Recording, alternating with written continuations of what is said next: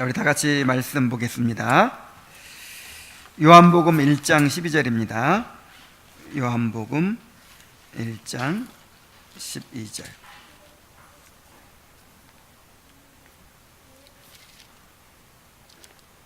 자, 함께 다 읽겠습니다. 시작.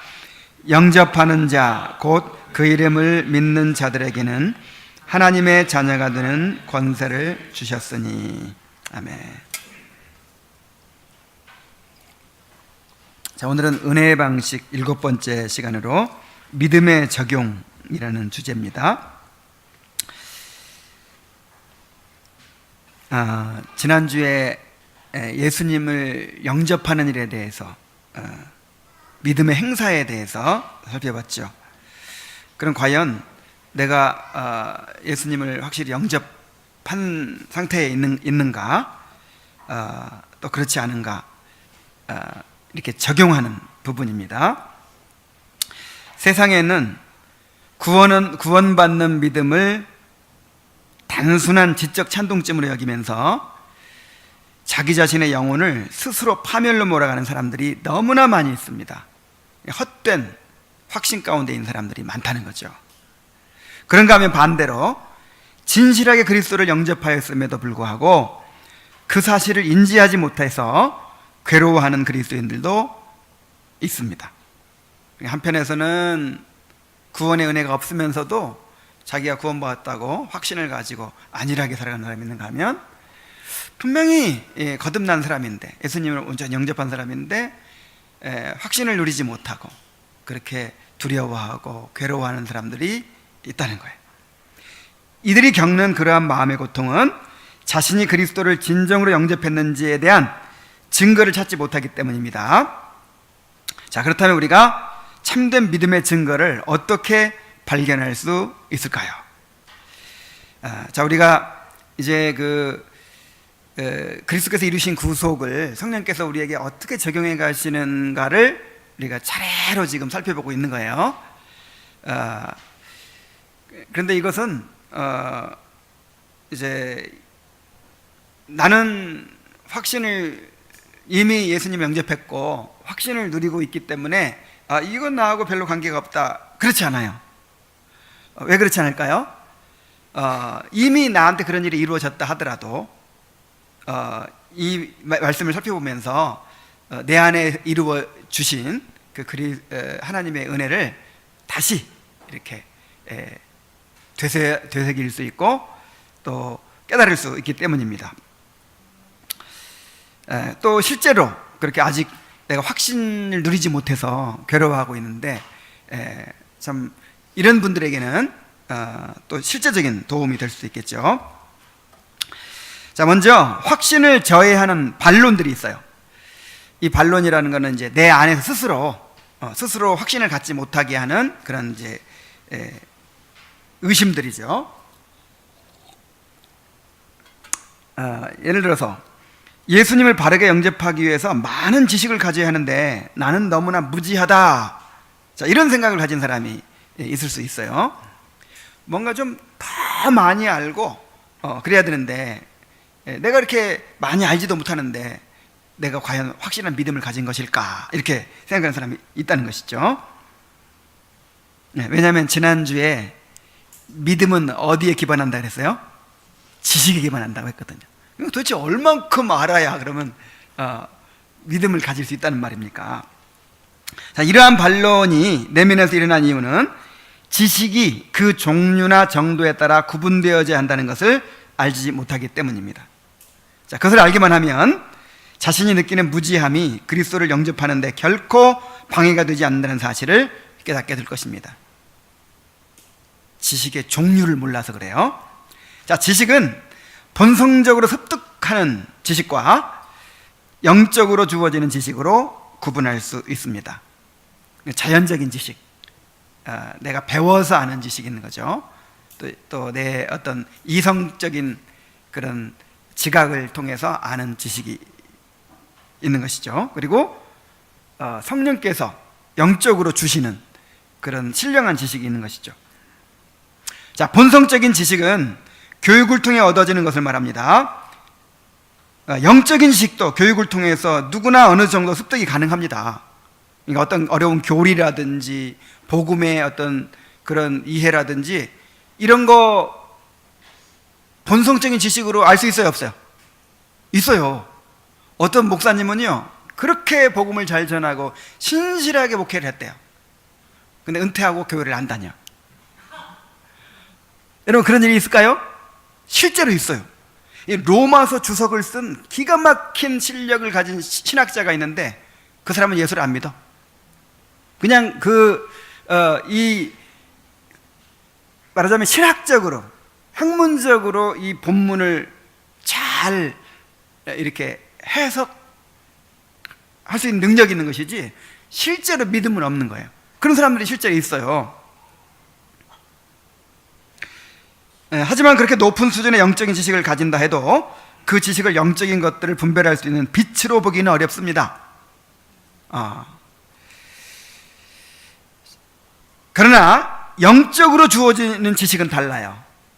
영적인 지식은 신령한 것을 깨닫는 일이며 성령의 가르치심을 받는 것입니다.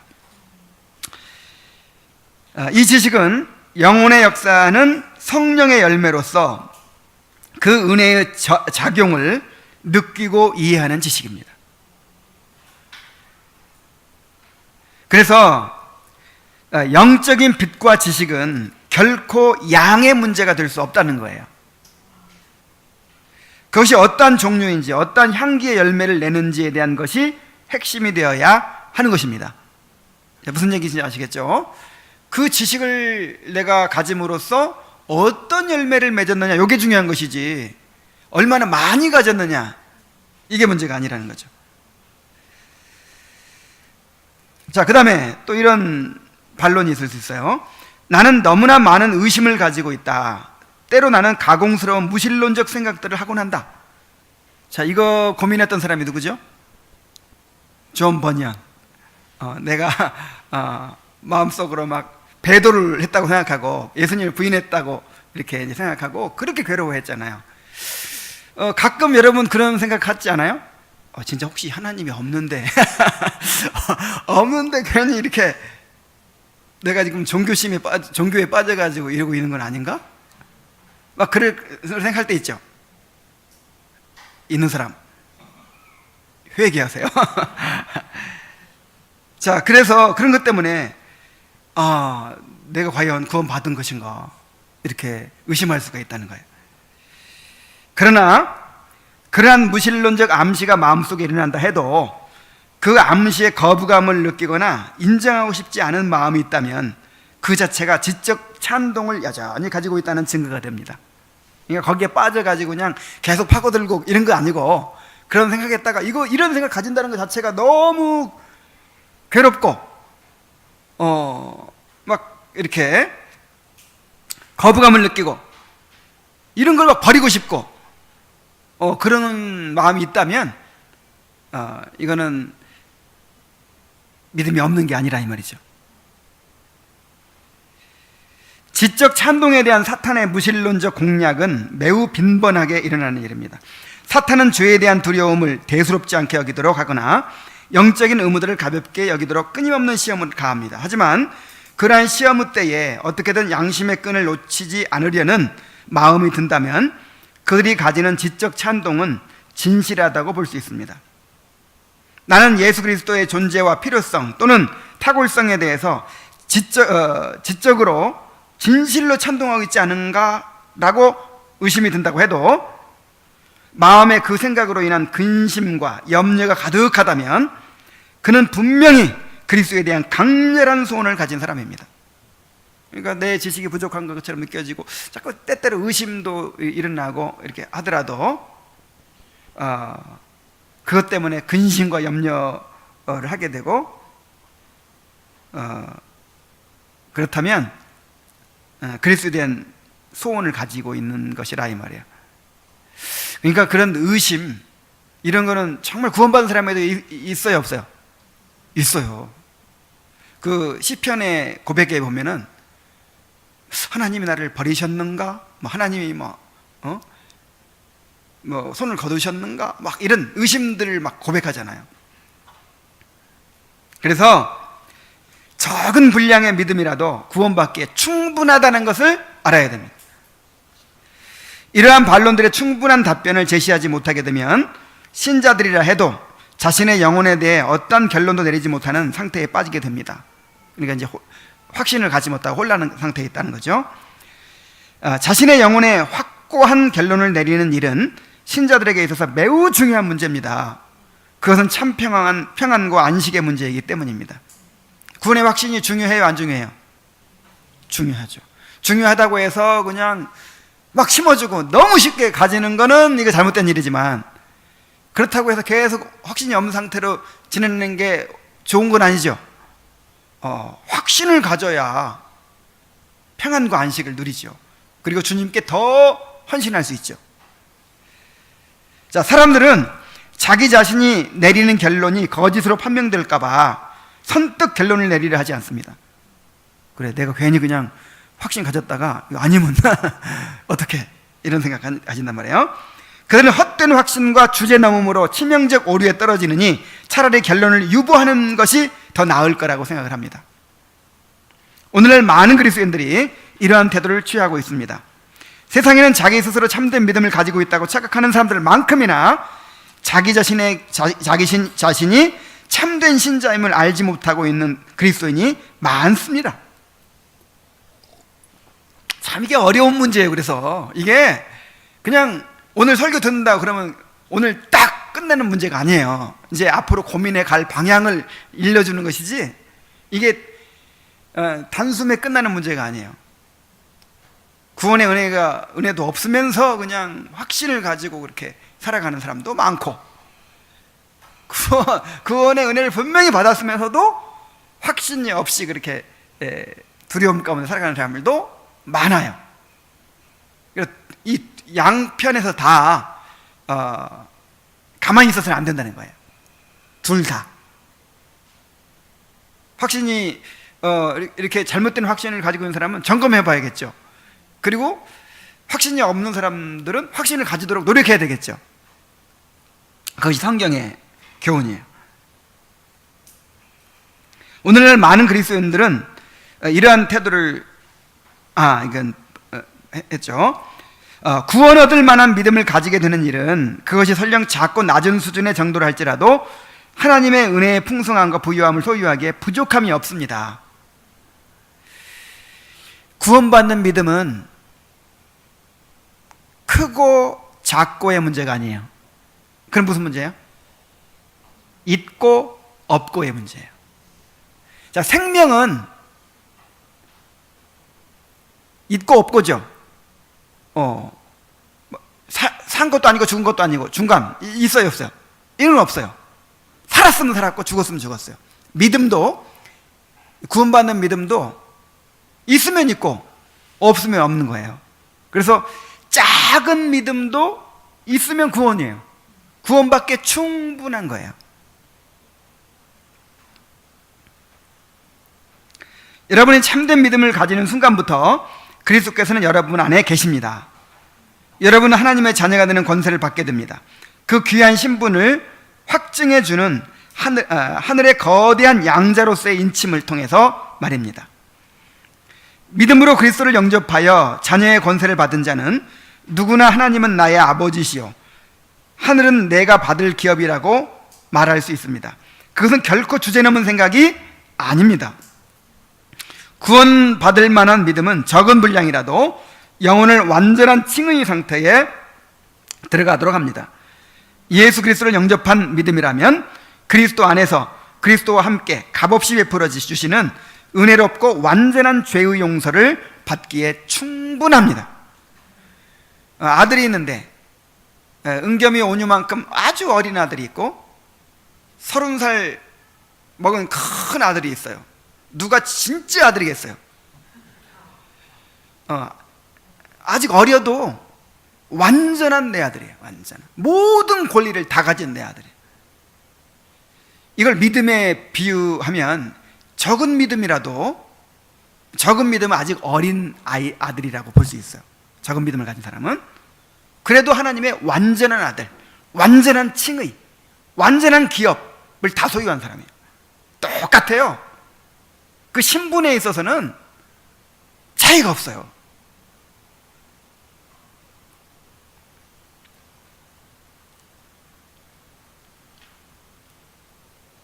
자, 그렇다면 이제 그럼 어떻게 아느냐, 이게 문제죠.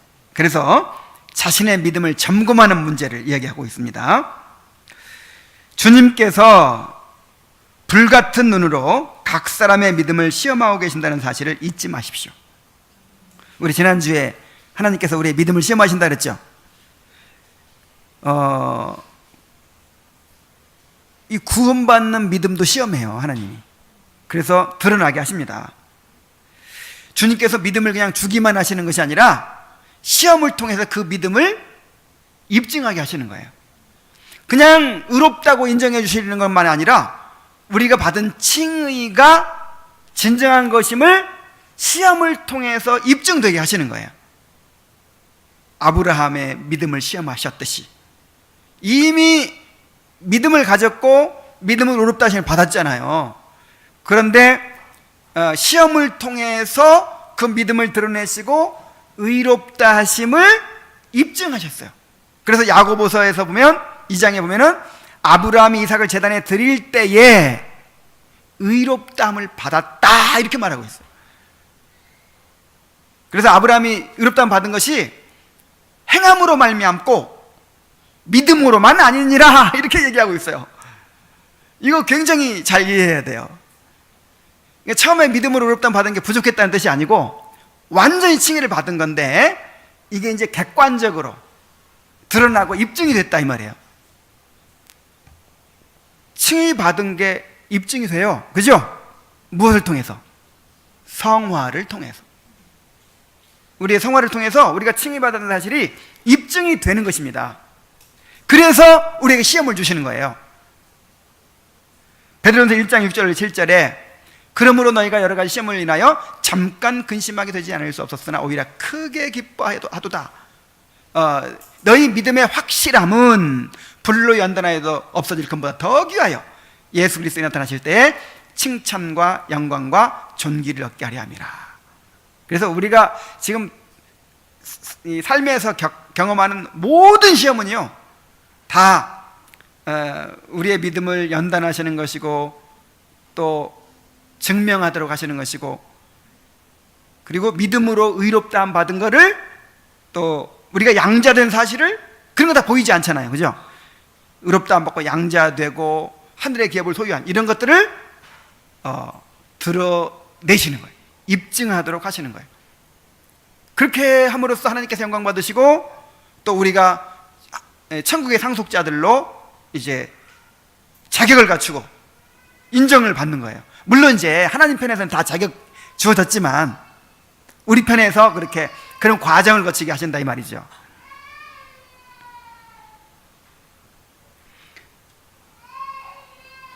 자, 그러나 여러분이 가지고 있는 믿음의 실상이 그렇지 않다면 어떻게 하시겠습니까?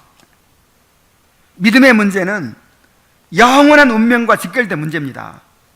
이 문제에 대해서 진지하고 세심한 태도를 가져야 합니다.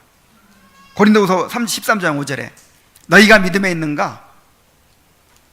너희 자신을 시험하고 확증하라. 또 베드로 후서 1장 10절에 너희의 부르심과 택하심을 굳게 하라, 이렇게 말씀하고 있어요. 근데 이게 그냥 대충 아이 그건 받았겠지 뭐 이렇게 자기 신념으로 나는 그렇게 믿어져, 그렇게 생각해, 뭐 대충 이렇게 할 문제가 아니라 이 말이에요. 이거는 영원을 좌우하는 문제이기 때문에 끊임없이 자기를 점검해야 됩니다. 그래서 그 청교도들의 설교를 보면요, 거의 매 설교마다 이 이야기를 해요. 아마 이 은혜의 방식, 이 책에도 지금 하려고 하는 이 이야기를 계속 반복해서 할 거예요.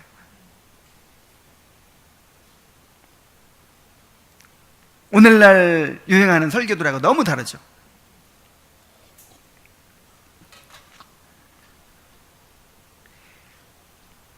여러분이 믿음의 진실성을 시험해 보고자 한다면 먼저 여러분의 믿음에 선행되는 사항들, 즉 성령의 예비적인 역사가 영혼 속에서 일어났는지를 돌아보십시오.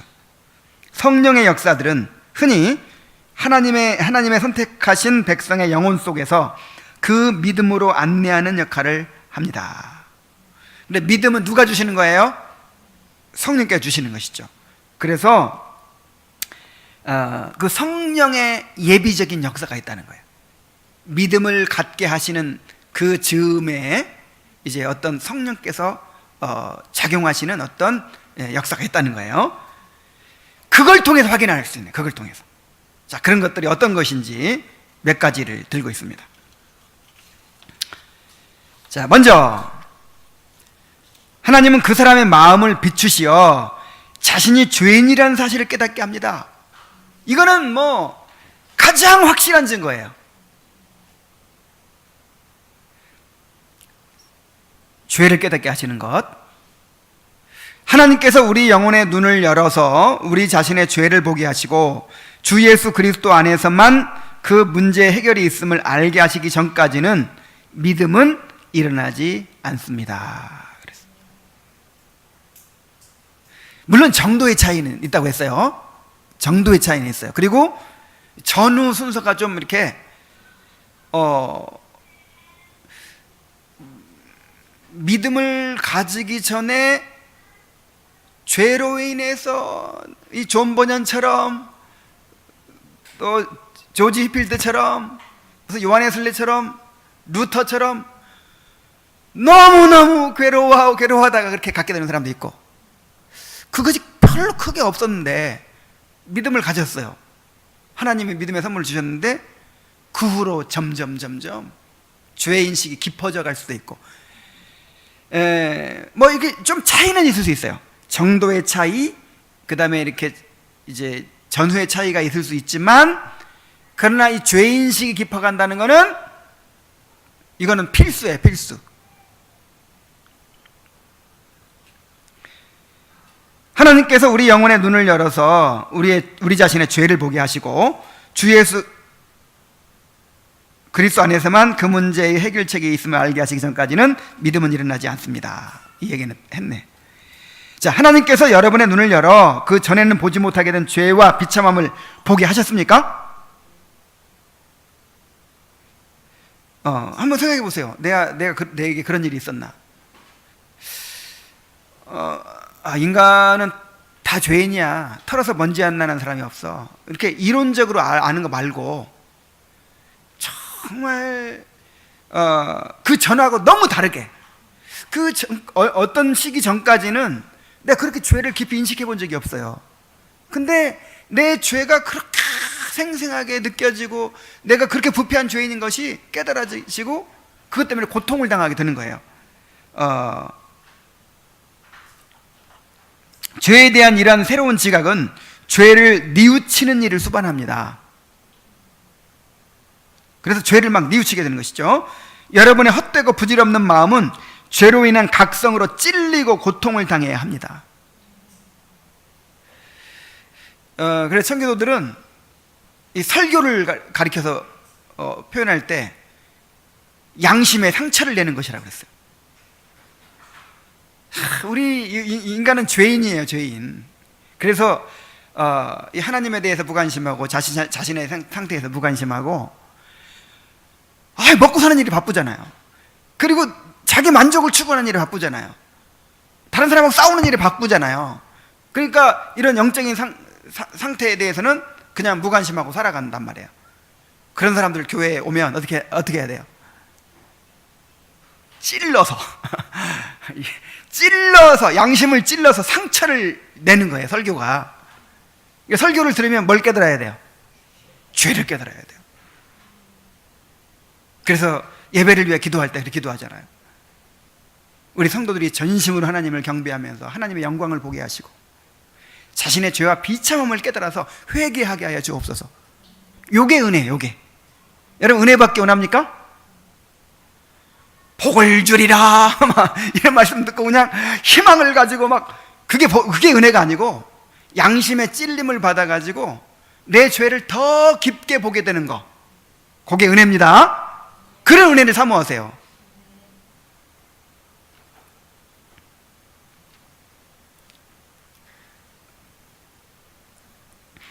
회심하는 자들이 당하는 영적 고통은 정도나 기간에 있어서 차이가 있지만 믿음은 어떠한 고통도 없이 그냥 생겨나는 것은 아닙니다. 자신의 비참을 알게 된 영혼은 아픔을 느끼지 않을 수가 없을 뿐만 아니라 크게 절망하지 않을 수가 없게 되는 것입니다. 이 절망감은 그들을 그리스도께 나아가지 않으면 안 되도록 그들을 몰아세웁니다. 영혼으로 하여금 그리스도로 말미암아 하늘로부터 오는 도움을 향해 갈망하고 울부짖게 합니다. 영혼은 자기 자신에게는 그리스도께로 마음을 열어 능히 영접할 능력이 없음을 알고 있습니다.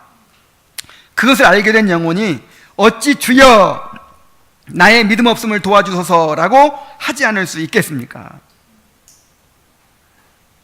자, 이 고통과 절망을 느껴야 되는 거예요. 자기 죄에 대해서, 자기 자신에 대해서 고통과 절망을 느끼게 되면 이제 은혜를 구하게 되겠죠. 정말 그리스도를 갈망하게 되겠죠. 그런데 뭘 깨닫는다고요? 내 스스로 믿음을 가질 수도 없어요. 내 스스로 회개할 수도 없고 믿음을 가질 수 없고 그리스도를 영접할 수 없어요. 내 스스로. 내 문제는 이제 깨달았는데 이것도 내 마음대로 되는 게 아니죠. 그냥 영접 기도만 하면 되는 게 아니란 말이에요. 성령께서 그러한 회개를 주셔야 돼. 이 회개가 재창조의 역사라고 했잖아요.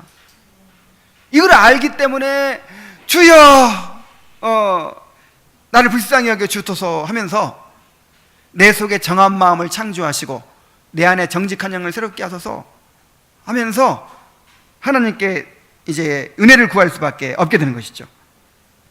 주여 나의 믿음 없음을 도와주소서. 자, 여러분이 살아왔던 지난날의 삶을 한번 돌아보십시오. 하늘을 우러르며 그러한 울부짖음으로 하나님께 간구한 적이 있었습니까? 만약 그러하다면 그것은 믿음이 영혼 속으로 들어왔다는 하나의 좋은 증거입니다.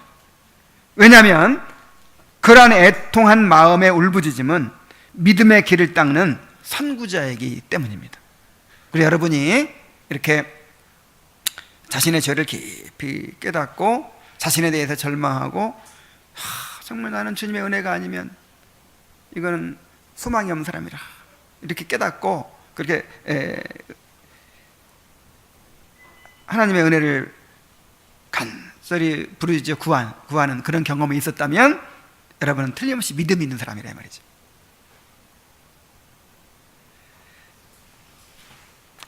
자, 그 다음에 영혼은 믿음을 통해 전과 다른 기풍을 가지게 됩니다. 기풍이라고 했어요. 기풍, frame of spirit. 이걸 다른 곳에서는 마음의 구조라고 했어요. 마음의 구조. 우리의 마음의 구조가 있어요. 우리 마음의 구조는요, 항상 자기를 위해 살아요. 자기 만족을 추구해요.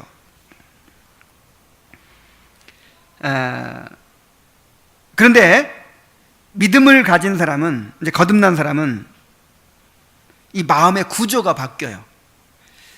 일단 어떤 것부터가 바뀌냐면 영혼의 문제에 대해서 진지한 관심을 가지게 됩니다. 그 전에는 영혼의 문제에 대해서 관심이 있어요, 없어요? 없어요. 교회 열심히 다녀도 없어요. 열심히 다녀도 주로 어디에 관심이 있어요? 정말 하나님께서 기도 응답해 주셔서 우리 가정이 행복해지고 우리 자녀가 잘 되고 또 내 마음에 평안을 주시고 이런 것이지, 내가 구원받고 이 죄를 죽이고 그 다음에 주님을 닮아가고 정말 뭐 이런 거에 관심이 있어요, 없어요? 이런 거는 이런 거는 돈이 나옵니까? 무슨 삶의 보탬이 됩니까? 이런 거는 아무 관심도 없는 일이에요, 이거는. 그런데 어느 날부터 그렇게 육신적인 관심에만 매달려 살았었는데 언제부턴가 이제 관심사가 달라진 거예요. 관심사가 이제는 다른 문제들이 상대적이 돼요. 뭐 있으면 좋고 없어도 괜찮고 뭐 이런 식으로 되면서 진짜 나의 지속적이고 또 끈질기고 계속적으로 추구하는 관심이 뭐냐? 영적인 관심이 된 거예요. 내 영혼의 상태에 대해서. 내 영혼의 상태에서 계속해서 관심을 가지는 거예요.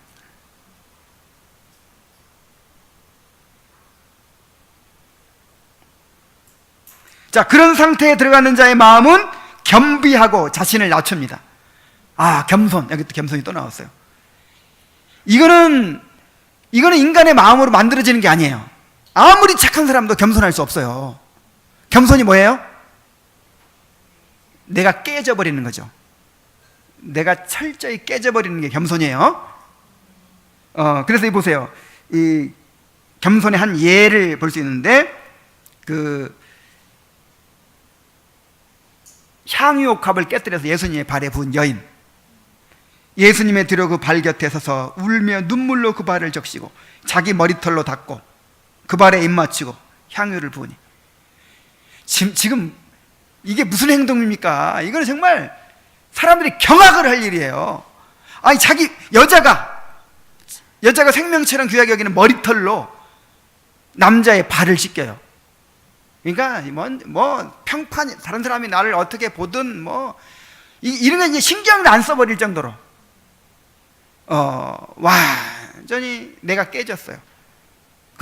내 죄가 얼마나 크고 이 큰 죄에서 예수님께 나를 어떻게 구원하셨는가를 깨닫고 나니까 이제 나 자신에 대해 체면, 나 자신에 대한 자랑, 내 자신에 대한 어떤 평판 이런 것조차도 이제 다 이제 생각지 않는 거예요. 자, 믿음을 가지는 사람의 증거 뭐예요? 현저한 증거, 겸손입니다. 벌써 말부터가 달라져요. 내 얘기가 안 나와. 나도 모르는 사이에 하여간 모든 대화에 있어서 나를 이렇게 의도적이든 의도적이지 않든 그렇게 내세우잖아요. 근데 그게 깨져버렸어. 그게 없어져요.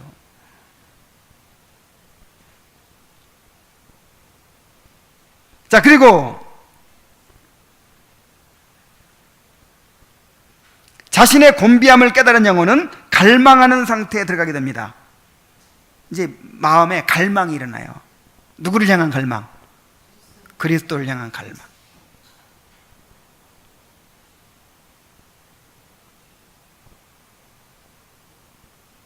그리고 믿음을 가진 영혼은 온갖 시험을 이기고 그리스도께 나아갑니다. 예수님께 나아가는 길에는 시험이 있을까요, 없을까요? 있다고 했잖아요. 진짜 믿음인가 아닌가를 시험하신다니까요, 하나님이. 시험이 없으면 진짜 믿음인지 아닌지 알 수 있어요, 없어요? 없어요. 그래서 가나안 여인이 주님께 나왔을 때도 그 믿음을 시험해가지고 입증하시기 위해서 예수님이 그냥 외면해버리잖아요. 막 주여 나를 불쌍히 여기서 이렇게 예수님을 따라가는데 그냥 대답도 안 하고 그냥 가버리시잖아요. 그리고 제자들이 귀찮게 하니까 돌려보내서. 그러니까 예수님이 뭐라 그래요? 그래도 그냥 또 막 부리세요. 막 사람들의 말에 아랑곳하잖아요. 시험 들어가지고 그냥 가지 않아요. 그러니까 예수님께 돌아보시고 뭐라고 대답하십니까? 자녀의 떡을 취하여 개에게 주는 법이 없다. 개 취급을 해요. 이제 못 참어. 여기까지는 내가 못 참어. 그러면서 갈만하잖아요. 근데 개도 자녀들의 상에서 떨어지는 부스러기를 먹지 않습니까? 개에게 주는 그런 부스러기라도 나에게 주십시오. 포기했어요, 안 했어요? 안 했어요. 진짜 믿음 있는 거야, 이게. 진짜. 이 믿음 있는 사람은요, 누구만 보여요? 주님만 보이는 거예요. 주님 없으면 내가 죽게 생겼는데. 이 자꾸만 막 누구 때문에 뭐 교회를 못 나가겠다, 누구 때문에 신앙생활을 못 하겠다, 이게 다 지금 믿음이 없거나 믿음이 너무 약하기 때문에 그러는 거예요. 정말 내가 큰 죄인임을 깨닫고 은혜에 갈급하고, 그러면 그런 것들이 무슨 문제가 됩니까? 자꾸만 변명이 많아지고 핑계가 많아지고, 이게 벌써 이게 믿음 없다는 증거예요. 정말 믿음 있는 사람은 방법을 찾아냅니다. 삭개오 보세요. 그 세리장이고 그런 사람이 예수님께 나가는 게 얼마나 큰 용기가 필요합니까? 그래서 얼마나 망설이고 얼마나 막 떨리고 그러겠어요. 근데 나갈 수 없는 조건이 너무 많아. 군중들로 둘러싸였지, 키는 작지, 포기해도 벌써 포기할 만한데 그 연세에 나무 위로 올라가요. 그 당시에 그렇게 나이 많은 사람이 나무 위로 이렇게 막 올라가는 건 너무 채신 없는 짓이고, 아주 그냥 이거는 양반이 할 짓이 못 되는 거예요. 근데 그걸 감수해요. 나무 위로 올라가가지고 그 나이 많은 어른이, 세리장이 나무 위에 올라가 딱 걸터 앉아가지고 예수님들이 지나가시는데 딱 구경하고 있는 거예요. 길을 찾아냅니다. 자, 믿음을 가진 사람은 포기하지 않아요.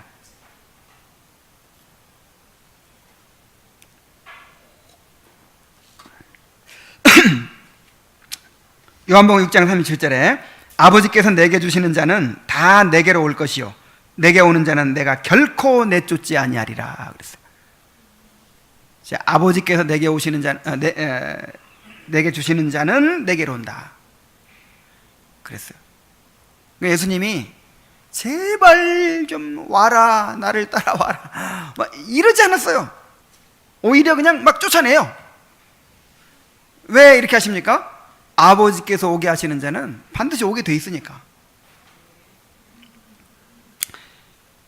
자, 그 다음에 믿음을 가진 영혼은 하나님의 은혜와 긍휼 앞에 완전히 녹아내린 마음을 가집니다. 마음이 녹아버려요, 그냥. 자, 마음이 녹아버린 거를 다른 표현으로 뭐라고 할 수 있을까요? 그렇죠, 상한 심령. 심령이 가난한 상태, 상한 심령, 뭐 이렇게 말할 수 있죠. broken heart. 스가랴 12장 10절에 내가 다윗의 집과 예루살렘 주민에게 은총과 간구하는 심령을 부어주리니 그들이 그 찌른 바 그를 바라보 그를 위하여 애통하기를, 독자를 위하여 애통하듯 하며 그를 위하여 통곡하기를, 장자를 위하여 통곡하듯 하리라. 독자가 죽었어요. 내 사랑하는 독자가 죽었다면 어떻게 될까요? 마음이 녹아버리겠죠? 그냥 마음이 녹아버릴 거예요. 상한 심령이 될 거예요. 완전히 마음이 깨져버릴 거예요. 자, 그런 심령이 됐네. 내 죄로 인해서 이렇게 통회하는 마음, 통회하는 마음을 가지고. 자, 그리고 또 한 가지 증거. 믿음을 가진 영혼은 그리스도와 그의 길들과 그 백성들을 사랑하게 됩니다.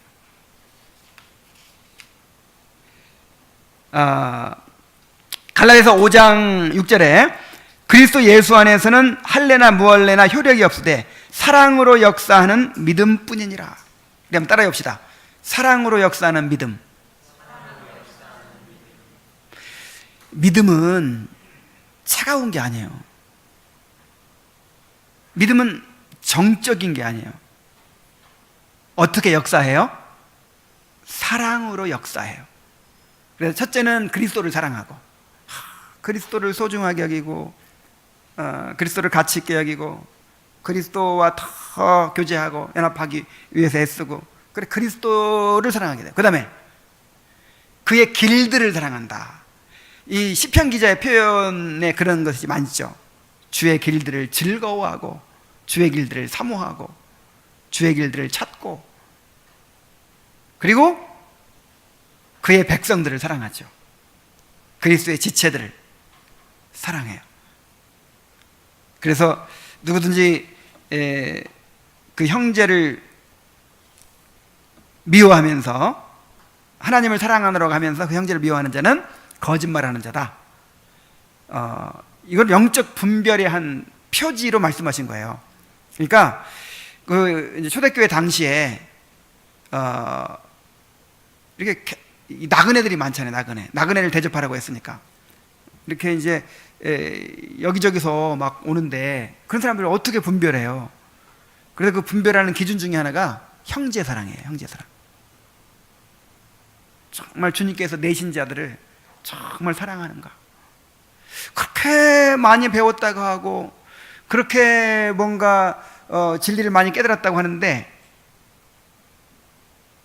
교회를 사랑하지 않아. 형제를 사랑하지 않아요. 이건 가짜다. 이건 거짓말이다. 믿지 말아라. 이렇게 그 믿음을 분별하는 표지로 그렇게 말씀해 주신 거예요.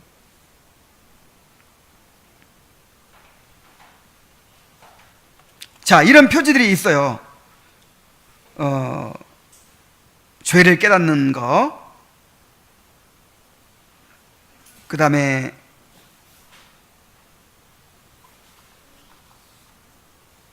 또 뭐가 있었죠?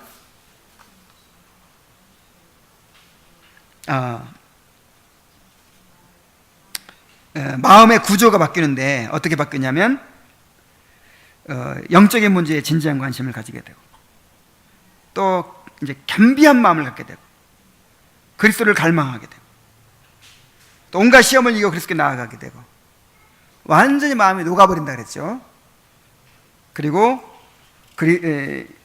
사랑으로 역사하는 믿음, 그리스도를 사랑하고 그의 길들을 사랑하고 또 성도들을 사랑하게 된다 그랬습니다. 자, 이런 증거들을 내 안에 이게 이 구조가 바뀌는 거예요. 구조가. 그러니까 이게 조금 그 전에 있었는데 조금 이렇게 늘어났다 이런 정도가 아니라 이렇게 이제 마음의 구조가 바뀐 거예요. 구조가 늘 그냥 육신적인 생각에만 사로잡혀 살았는데 어느 날부터 이제 그런 거에 관심이 없고 영적인 일에 관심이 있다든지 이런 식으로 구조가 바뀌었는가 내가 그걸 점검해 보라는 거예요.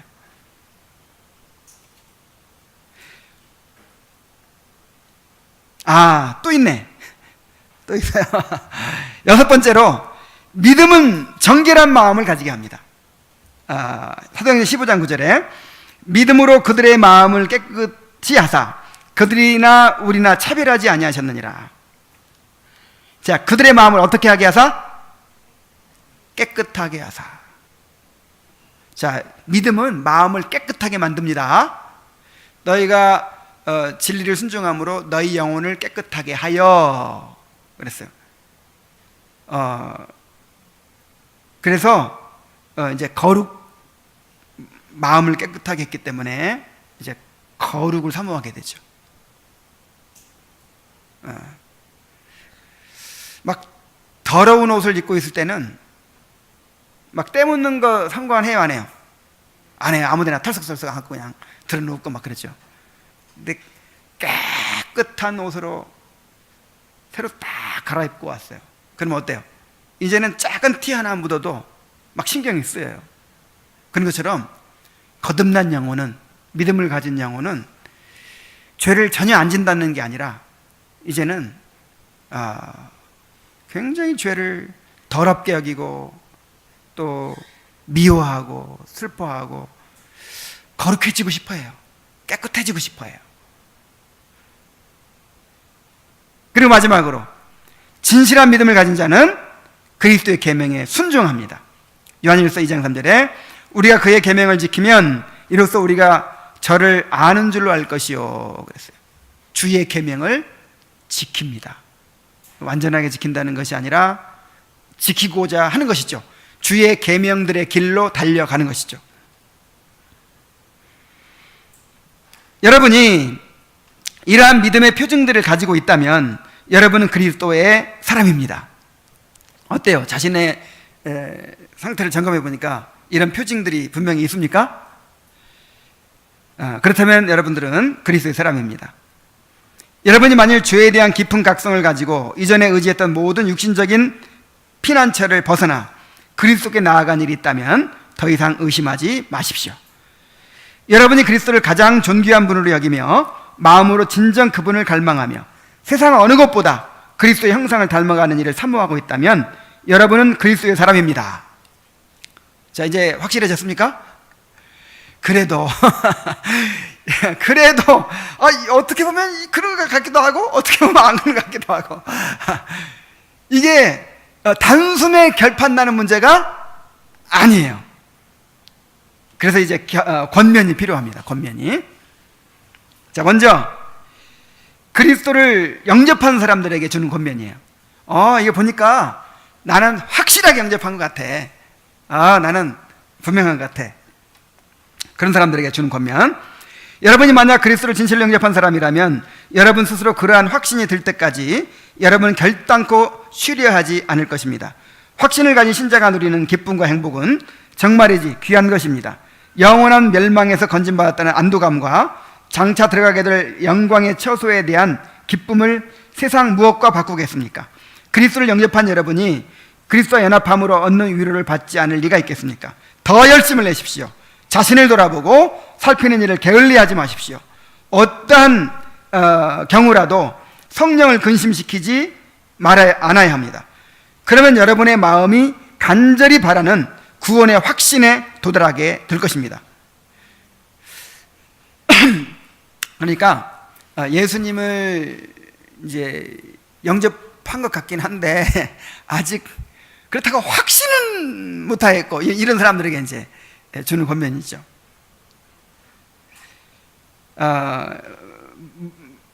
무슨 얘기예요?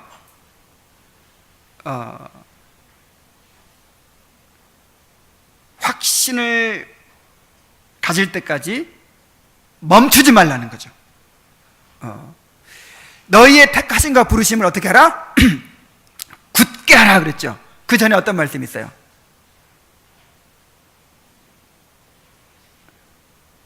베드로후서 1장 10절에 봅시다. 베드로후서 1장 10절.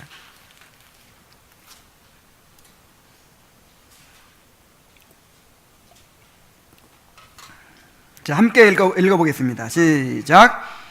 그러므로 형제들아 더욱 힘써 너희 부르심과 택하심을 굳게 하라. 너희가 이것을 행한즉 언제든지 실족하지 아니하리라. 이같이 하면 우리 주 곧 구주 예수 그리스도의 영원한 나라에 들어감을 넉넉히 너희에게 주시리라. 더욱 힘써. 더욱 힘써. 뭐에 그렇게 힘써야 될까요? 여기 5절에 보니까 그러므로 너희가 더욱 힘써 너희 믿음에 덕의 지식을 지식의 절제를 절제의 인내를 인내의 경건을 경건의 형제 우애를 형제 우애의 사랑을 더하라. 그랬죠? 그러니까 뭐에 힘써야 돼요? 성화에 힘써야죠. 딱 성화에 힘써야죠.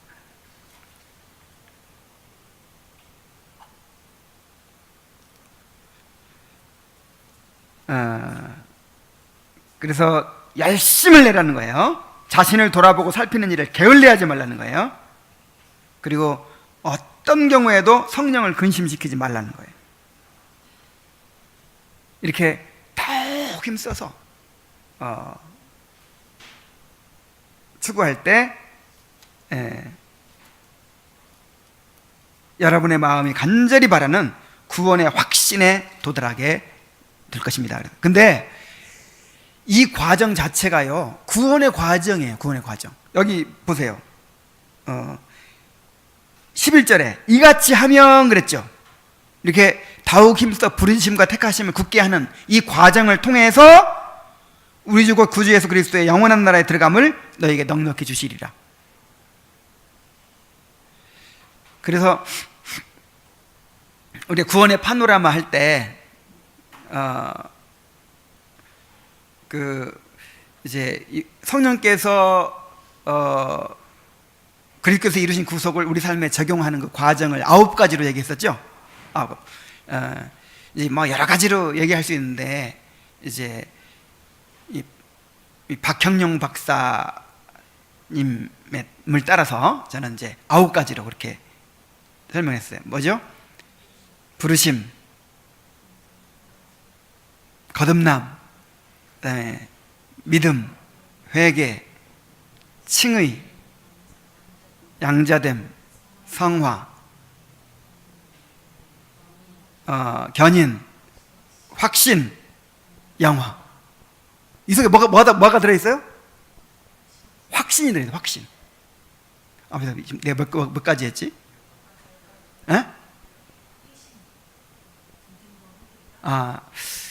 그래. 어쨌든 확신을 넣었죠. 확신. 그러니까 이 확신도 하나님께 주신 은혜입니다. 구원의 은혜인 거예요. 그래서 이 확신은 그냥 내가 뭐 얻고 안 얻고 막 이런 문제가 아니고, 이것도 하나의 구원을 이루어 가시는 과정이에요. 이런 부르심과 같은 굳게 하는 과정을 통해서 이제 천국에 들어가게 되는 거죠. 그래서 중요합니다. 자, 여러분의 행실이 믿음의 탁월한 원리들에 부합하도록 하십시오. 여러분 그리스도를 영접한 사람들입니다. 이 사실을 여러분이 사는 모든 방식에 적용하여 진지하게 죽는 날까지 유지하십시오. 자, 왜 어떤 사람들은 이런 내용을 이제 들으면 나는 벌써 이거 2단계 훨씬 지나갔는데 이걸 왜 또 배우나, 이렇게 말하는 사람이 있을지도 몰라요. 그러나 그렇지 않은 것이, 여기 보세요. 여러분 그리스도를 영접한 사람들입니다. 이 사실을 여러분이 사는 모든 방식에 적용하여 진지하게 죽는 날까지 유지하십시오. 그랬죠. 그러니까 예수님을 그 영접한 것이 어떻게 영접했어요? 예수님 나의 주님으로 영접한 거죠. 나를 부인하고 또 세상으로부터 돌아서서 예수님을 나의 왕으로, 나의 주인으로 영접했죠. 요것이 평생 계속돼야 된다.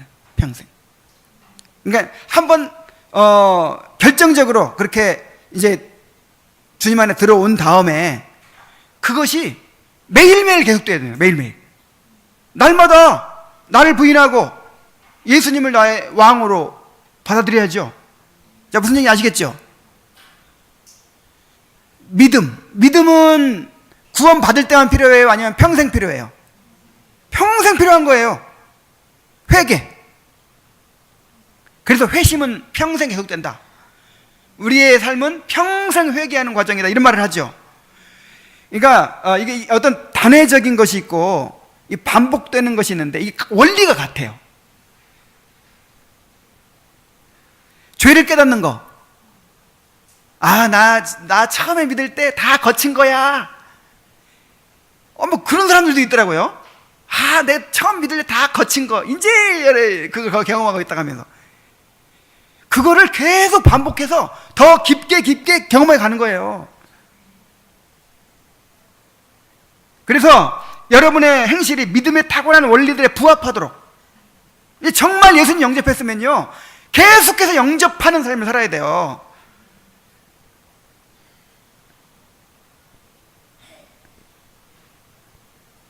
여러분 그리스도를 다른 모든 것들보다 귀하게 영접하였으니 다른 것을 돌아보지 마십시오. 그리스도의 보혈의 공로에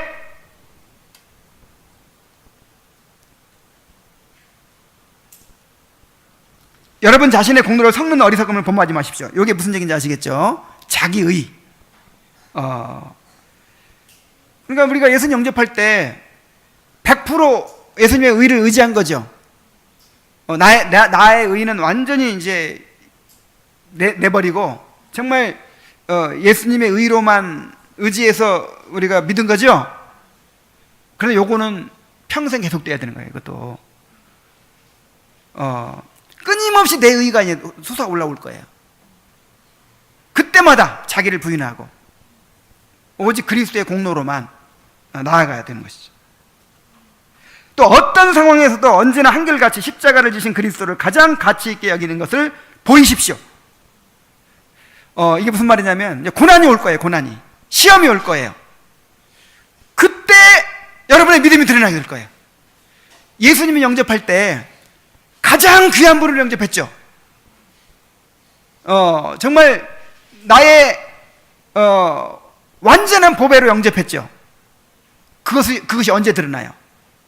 고난받을 때, 시험 당할 때 드러나잖아요. 그래, 그때 정말 평화롭고 환경이 좋을 때는 그냥 이렇게 믿음 좋은 것처럼 보이는데 막 어려워지고 힘들어지고 그러면 이제 예수님 멀리하고, 이건 예수님 영접하는 원리가 아니죠. 이게 그 예수님 내가 그때 영접했을 때하고 다르죠. 이렇게 돼서는 안 된단 말이에요. 그래서 어떤 상황에서도 한결같이 그리스도를 가치 있게 여긴다는 것을 어떻게 하라?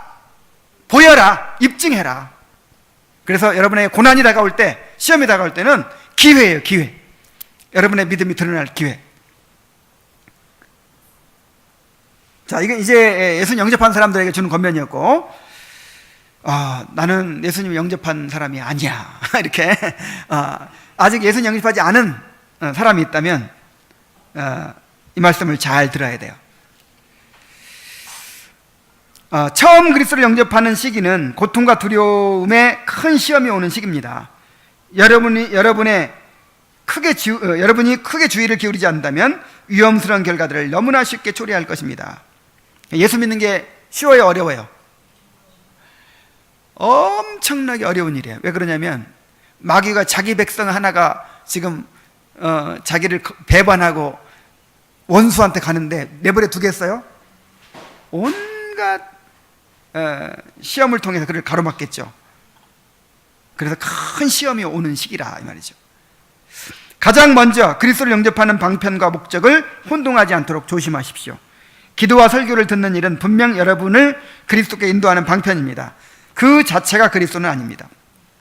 그러한 방편들과 친밀히 행하는 것과 그리스도와 친밀히 하게 되는 것은 별개의 문제입니다. 이게 무슨 얘기인지 아시겠죠? 우리 은혜의 방편을 붙든다는 것은 그걸 통해 누굴 바라본다는 거예요? 그리스도. 그래서 설교를 통해서 은혜 받으면 누가 생각나야 돼요? 그리스도. 기도의 초점이 누구예요? 그리스도. 그런데 이 신기하게도 우리는요 말씀의 은혜를 많이 받고 오히려 그리스도를 잊어버려요. 그 말씀 자체, 새로운 성경 지식, 그리고 말씀 듣고 그래 내가 이렇게 해야지, 내가 이렇게 하면 되겠구나. 누구? 나 오히려 말씀을 들으면서 예수님 어디로 가버리고 나의 의지, 나의 계획, 막 내가 더 부각되는 거예요. 그건 설교 한 사람이 잘못일 수도 있고 들은 사람이 잘못일 수도 있어요. 설교의 결과는 그리스도를 바라보게 되는 것이어야 돼요. 그리스도. 기도도 마찬가지예요. 40일 금식 기도 하고 나서 잘못되지 사람이 드물대요. 왜 그럴까요? 자기 의가 나 40일 금식 기도한 사람이에요. 40일 금식 기도 안 해보고는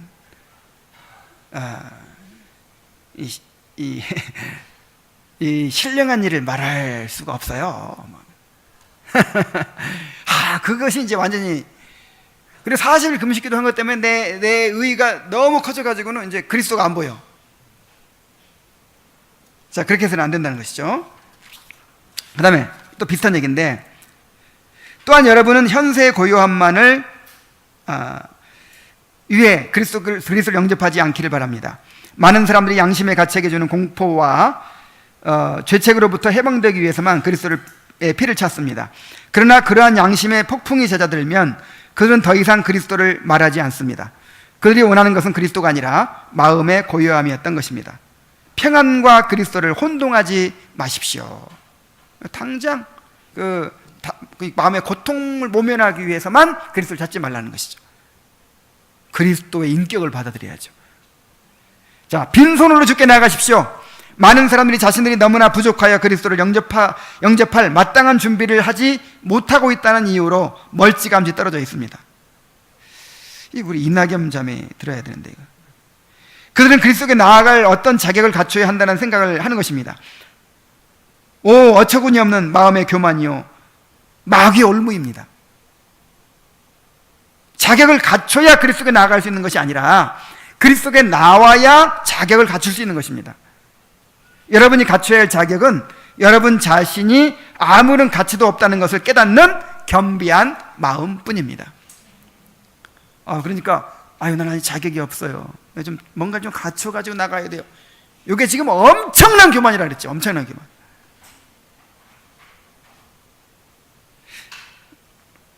자, 다 이해할 수 있기 때문에 넘어가겠습니다. 그리스도를 영접하는 일을 더 이상 미루지 마십시오. 이것만큼 위험천만한 일은 없습니다. 우리의 생명은 한 치 앞도 내다볼 수 없을 정도로 불확실합니다. 지체하지 말고 온 마음을 다해 그리스도 전체를 영접하십시오. 그리스도 전체를 영접한다는 것은 그리스도의 인격과 그의 모든 직무를 다 한꺼번에 받아들이는 것을 의미합니다. 마지막으로 주 예수를 영접하는 일은 여러분 자신의 능력으로 되어지는 일이 아닙니다. 그 일에 주의 팔이 필요합니다. 그러니 그리스도를 영접할 수 있도록 여러분의 마음을 쏟아서 간구하십시오. 기도하겠습니다. 하나님 아버지, 오늘도 성령께서 그리스도의 구속을 우리에게 적용하시는 그 과정을 또 한 부분 보여주셔서 감사합니다. 참으로 우리에게 믿음을 주실 때 우리 안에 어떤 일들이 일어나는지 그 증거들을 깨닫게 하시고 또 분별할 수 있는 표징들을 가르쳐 주시니 감사드립니다. 우리가 우리 자신의 믿음을 점검하고 또 우리의 부르심과 택하심을 굳게 하기를 더욱 힘써서 참으로 확신에 이를 수 있도록 인도하여 주시고 또 믿음에 부합하는 삶을 삶으로 참으로 그 확신과 평안을 누리는 삶을 살게 하여 주시옵소서. 우리 성도들 게으르지 않게 하시고 아니라는 상태에 빠져 있지 않게 하시고 더욱 힘써 추구할 수 있도록 인도하여 주옵소서. 예수님의 이름으로 기도하옵나이다. 아멘. 자, 우리 합심해서 한번 기도하고